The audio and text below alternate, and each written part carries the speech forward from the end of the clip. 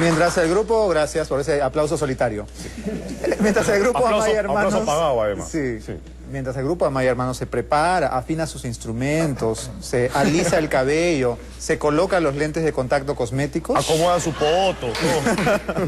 Vamos a ver un reportaje que ha preparado Mabel Huertas acerca de... Alejandro Guerrero, el decano de la UTP. Y según los encuestados de la noche de ayer, el rey de los periodistas montesinistas. Adelante. ¿Cuál es la opinión que ustedes tienen respecto al video que apareció en donde el decano de la Facultad de Comunicaciones sigue a pie juntillas las preguntas que le dicta Montesinos? No, yo sí tengo mi opinión, pero si sale esto en televisión como que me puede... Usted entiende, creo que no. Me parece que si un profesor debería darnos el ejemplo. Debería dar el ejemplo y no nos está dando. Él es el profesor directamente de ustedes, no solamente... Enseña política. Periodismo político. Política actual. Sí. ¿Y qué tal es como profesor? Como profesor es excelente y de hecho él nos habla muy bien de la ética y todo eso y nos parece que lo que ha hecho no tiene nada que ver. O sea, es como que dice una cosa pero hace otra cosa. No, todavía no vamos a empezar, porque queremos tener bien claro ese asunto. Queremos que el general tenga confianza en lo que va a decir, porque si no transmite confianza y no tiene mucha seguridad... Capturado infraganti por una cámara de video, bajo las órdenes del siniestro ex jefe de inteligencia Vladimiro Montesinos, Alejandro Guerrero no ha podido dejar bajo el tapete sus antiguos pecados. Hay dos puntitos, vamos a tener que más énfasis en la cuestión de que la opinión pública debe tener la certeza de que los tribunales militares vamos a ser drásticos y duros. El asunto ese, pero acá que encuentra la anécdota pasa de Roma, el cual...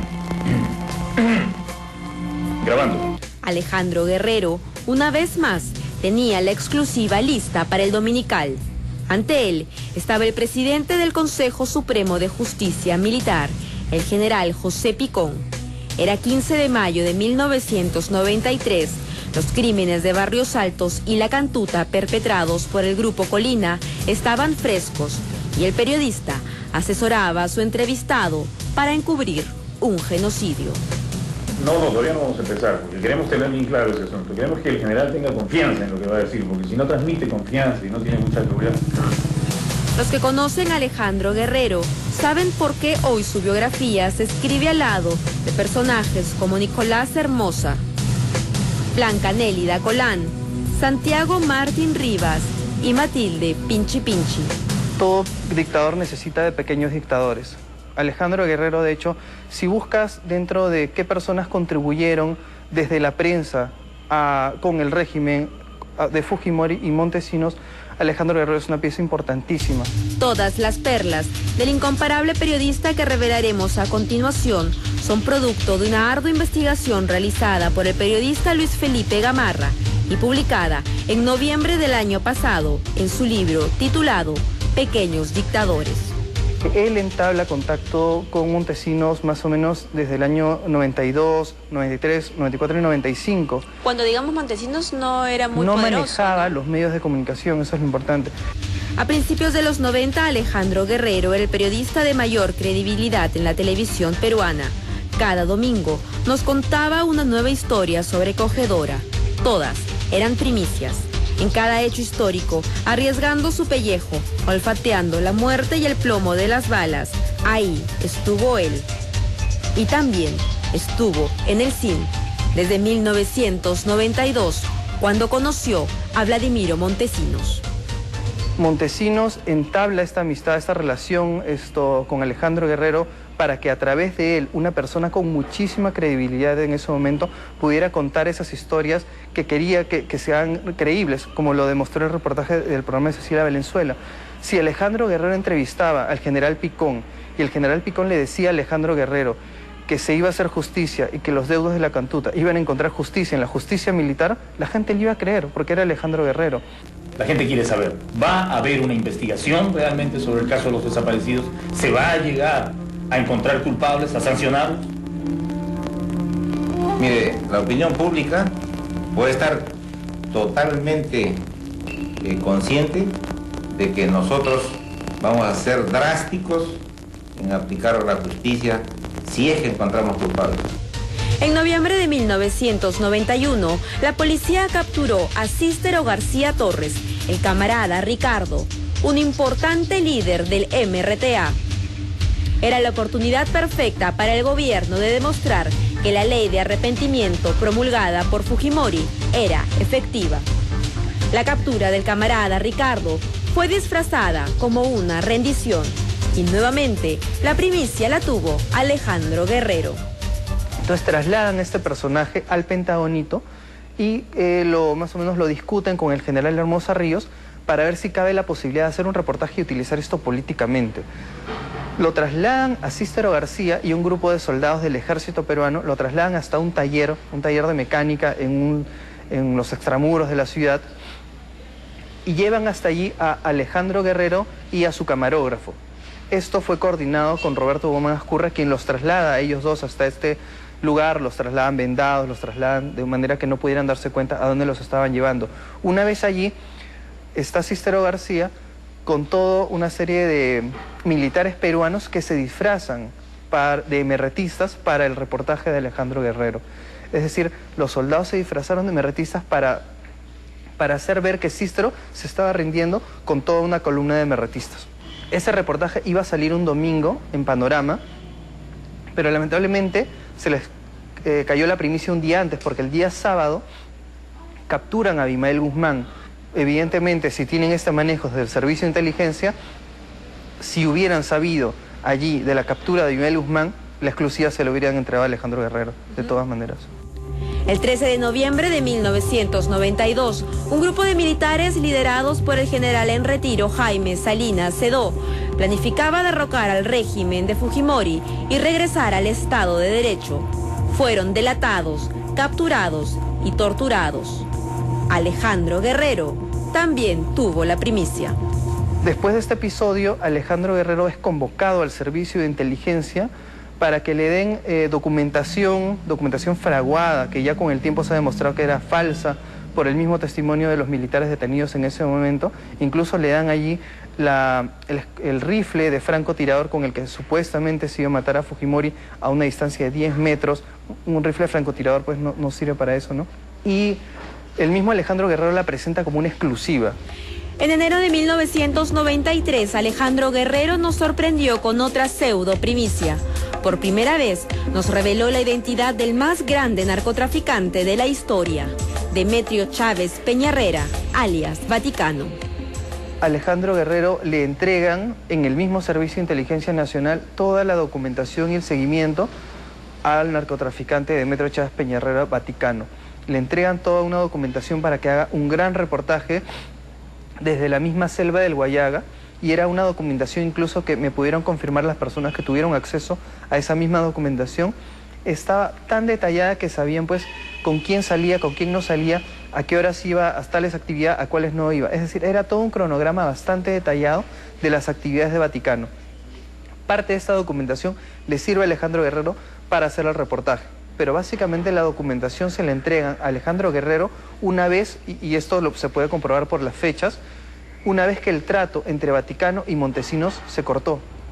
2 años después de ser capturado, Demetrio Chávez Peñarrera confesó que Vladimiro Montesinos exigía cientos de miles de dólares como cupo para dejarlo operar libremente en la selva. El reportaje no fue más que una venganza del DOC por romper el trato. Luis Felipe Gamarra, autor de la investigación, trabajó en Panorama en los años 2002 y 2003. Las evidencias y testimonios recogidos durante su investigación le sirven para confirmar antiguas leyendas que hoy desmenuza en su libro y que construyen el perfil del director de prensa de Panamericana Televisión. En un momento Alejandro Guerrero era capaz de estar muy molesto y sacar una pistola y amenazar de muerte a otra persona, ¿no? Sí. Hay un episodio que se dio entre un editor que en ese entonces era bastante joven. Él estaba en una reunión, en un momento hay un altercado, hay una discusión, y Alejandro Guerrero la amenaza con una pistola y le dice que la va a matar. Incluso el mismo Mauricio Fernandini me comentó en algún momento, y está documentado en el libro, cuando él entró a Panorama era bastante joven, y Alejandro Guerrero le molestaba que este personaje pues entrara a un programa donde estaba gente de peso como él, ¿no? Y tuvieron un episodio violento. En algún momento Alejandro Guerrero le tiró un teléfono a Mauricio Ferrandini en la cabeza, y los teléfonos, pues los anexos de esa época eran bastante grandes, no eran como los de ahora. La violencia, según cuentan sus colegas, también la trasladaba al realizar sus reportajes, para añadir la cuota de sensacionalismo. Me lo confesó el mismo Guido Lombardi cuando entonces era el presentador de Panorama. En el año 87, Alejandro Guerrero plantea hacer un reportaje sobre unos huaqueros cerca de Zipán. Alejandro Guerrero llegó con un contingente policial y el contingente policial fue bastante violento. Se llegó a determinar que Alejandro Guerrero asusó a los policías justamente por el hecho de que se trataba de un programa de televisión que iba a ser muy sintonizado. Parte de ese asusamiento pues terminó en el asesinato de una persona que vivía en una casa en la cual no se encontró ningún tesoro precolombino, no se encontró nada.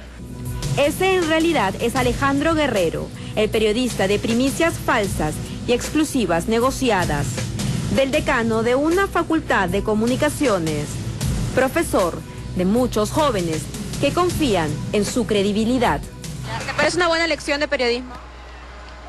Me reservo a contestar a eso también. ¿Cuál es tu opinión respecto al video que apareció donde Vladimiro Montesinos le dicta las preguntas a Alejandro Guerrero? No he visto las noticias. ¿Y que le piensan preguntar al respecto cuando tengan clase el viernes? Por supuesto, yo sí. Sí. ¿Se sienten tal vez un poco decepcionadas de su profesor? Podría ser. Cierta parte, porque tenemos una cierta imagen de él y que veamos eso nos cambia directamente la imagen que tenemos. La verdad es que Alejandro Guerrero también fue parte de esa máquina estatal del engaño y la desinformación, del encubrimiento de delitos tan graves como los de lesa humanidad, por los que hoy el expresidente Alberto Fujimori es juzgado. ¿Quién juzgará a Alejandro Guerrero y cuál será su castigo?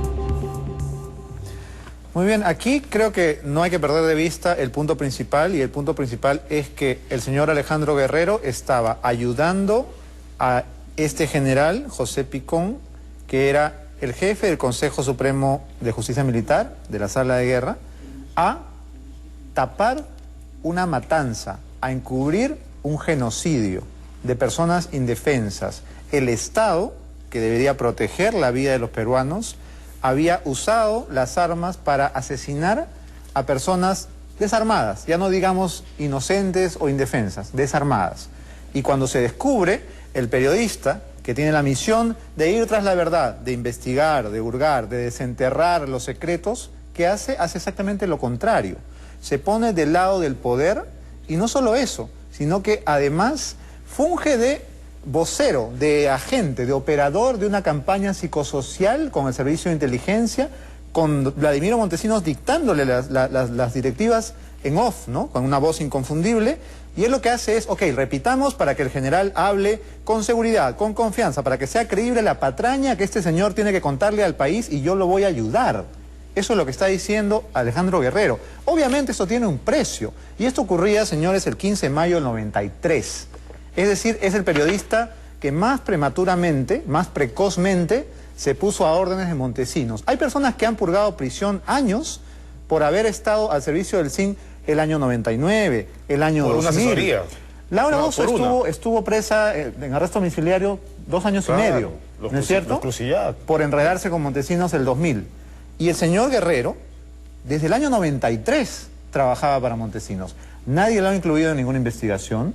Yo hablé esta tarde con Óscar Becerra, gerente de Panamericana, que me dijo que Panamericana no va a tomar ninguna medida, él va a seguir siendo el director general de noticias, ¿no es cierto?, del canal, tiene toda la confianza de la empresa y por supuesto de Genaro, ¿no? Y no pasa nada, aquí no pasa nada, y Guerrero es un intocable, ¿no? Es una cosa impresionante, y hay que recordar que estos crímenes de lesa humanidad que el señor Guerrero trataba de que nadie supiera, que trataba de ocultar, son los que están jugando ahora en el juicio a Fujimori. Porque si Fujimori está preso ahora es justamente por esos 2 casos, La Cantuta y Barrios Altos, ¿no? Entonces, no lo van a llamar a declarar, no lo van a citar como testigo clave, al igual que su amigo Jara.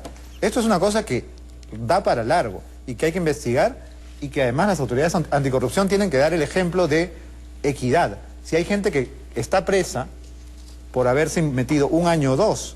Este señor estuvo una década prácticamente al servicio del CIM. Una cosa. Tú dices que has hablado con Becerro hoy día y te he dicho que lo respaldan, se va a quedar en Panamericana. ¿Ah, sí? Pero cuando tuvo el rollo con Berrocal, con Rubí Berrocal, él no trabajaba en Panamericana. ¿Cómo es la cuestión? Eso es una cosa curiosa. Yo tengo aquí en mis manos el expediente de la denuncia que Alejandro Roger Guerrero Torres, con domicilio real en Avenida Arequipa 1110, o sea, Panamericana Televisión, ¿no? Le hace a Rubí Berrocal en el año 2007, en marzo del 2007, cuando Rubí Berrocal sale a los medios a pedirle al señor Guerrero que le pague las clases a su hija, que le pague el colegio, que le pague la ropa, que le ponga un curso de inglés, que no son pues pedidos desmedidos. El señor Guerrero argumenta aquí que sus posibilidades económicas, ¿no es cierto?, no se han incrementado, que es falso lo que la demandante dice en el sentido de que el recurrente, Alejandro Guerrero, percibe haberes importantes en Panamericana Televisión, ¿no? Porque él dice que no forma parte, no tiene ningún vínculo de naturaleza laboral con la empresa Panamericana Televisión. Y lo dice aquí en el expediente, ¿no? Sin embargo, su domicilio real es Avenida Arequipa 1110. ¿Por qué? Y seguramente lo ha ganado, ¿no? Porque además, obviamente, Guerrero no se enjuiciará, porque ha enjuiciado a todo aquel que se ha atrevido a tocarlo con el pétalo de una rosa. Nuestro colega Juan Manuel Robles escribió un perfil de Genaro Delgado en la revista Gato Pardo, en la revista colombiana, tiene una demanda por $1 millón, por haberse atrevido a contar un incidente que todos los periodistas conocemos, legendario, en el cual Genaro le manda pegar a Guerrero, le da su estate quieto y lo agarran entre varios matones y le sacan la mugre. Por eso hay $1 millón ya, ¿no? Y vamos a ver, esperaremos sentaditos la demanda porque seguro que nos va a enjuiciar. Pero eso sí, en el juicio a Fujimori, este señor tiene que hablar, porque este señor es un testigo clave y sabe muchísimo más de lo que cualquier otra persona que haya desfilado por ese banquillo. Queremos escuchar todo lo que Guerrero tiene que contarle al país. En vivo y en directo. De sus 9 años, 8 años al servicio de Montesinos. Es un escándalo. Cuando nadie sabía todavía nada de Montesinos. Claro. Él tuvo la primicia. Sí. Vamos a una pausa. Cuando regresemos, Amaya Hermanos y su musical Popotitos. Regresamos.